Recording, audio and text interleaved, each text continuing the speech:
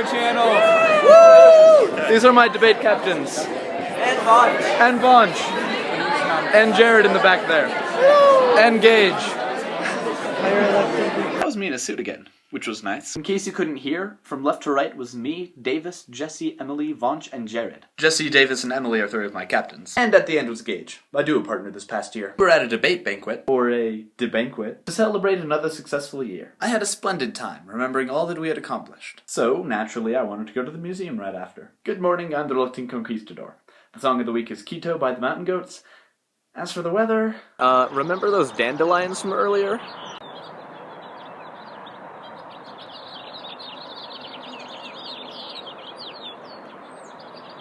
However, at the museum, it is a great day with a great view. And it's May the 4th, so let's check out the space exhibit. There was this globe that showed the tectonic shifts.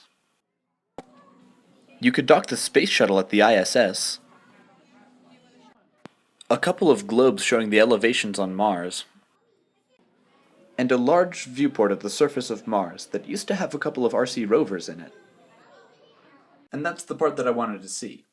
I couldn't remember what it was like exactly, and I couldn't remember if the RC rovers was still there. And here on my desk I have a LEGO Curiosity rover, complete with a laser, nuclear reactor, and wheel suspension system. I remember going to the museum when I was younger, closer to when Spirit and Opportunity were sent. And I remember being in total awe, stupefied even. Less that they were on Mars, and more how they got there. There used to be these monitors showing the visualization of the landing.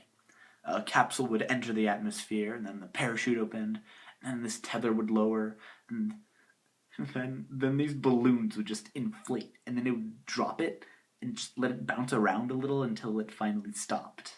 I was kind of baffled, really. We have this really expensive thing. So let's make these big-ass airbags and drop it from space. I don't think I even believed it was a real thing. Like, I thought it was one of those old videos where it was like, in the future, robots will do everything. And tubes! The space they used to have, the RC rovers, now has demonstrations of what a manned Mars mission might look like, set in 2047. Something I was very lucky to catch. Visible, as well as the tops of the canyon walls. At least the nearest one. Hello, everybody.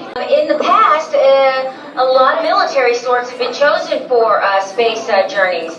Now, as the space exploration began to advance, there began to be more and more scientists getting out there and educators getting out there. I am of the latter sort. And it made me a little sad. In 100 years, we went from inventing the first airplane to stepping on the moon to landing things on other planets. The museum had the fourth manned Mars mission landing in 2047, approaching 100 years after landing on the moon. Don't get me wrong, there has been a lot of progress. I mean, we have a nuclear-powered Mini Cooper with lasers on another planet. But it isn't exactly the future we've been dreaming could happen, is it? We already live in the future. Like, I am talking to you when I shouldn't be able to. I have a pencil in my hand that I was not holding before. It doesn't even have a point. Or an eraser. Why did I pick this up? But there's so much we said we were going to do, but haven't. And we don't lack any potential. But here we are with a stunning portion of the population that doesn't believe in climate change. Nothing political, I'm trying to say. It's pure science. And on that note, I couldn't find On the Origin of Species in the book section of the gift shop.